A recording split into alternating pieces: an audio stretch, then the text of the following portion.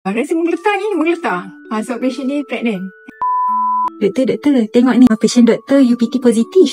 Ya Allah. Betul lah. Betul lain. Ada siap 2 kali dia buat test. Siapa ni? Punita. Oh, Punita.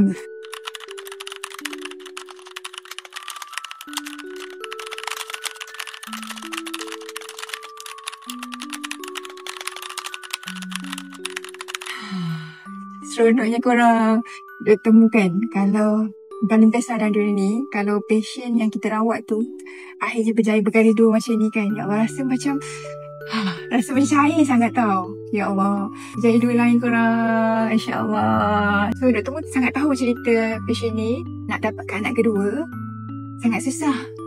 Dia pregnant macam ni, rasa seronok lah.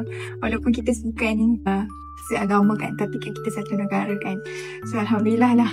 Tengok ni lah VIP protein ni dia. Yang patut bingung, patut bingung. Korang yang dekat luar sana yang nak garis 2 macam ni, korang jangan duduk seorang-seorang. Korang perlukan bantuan.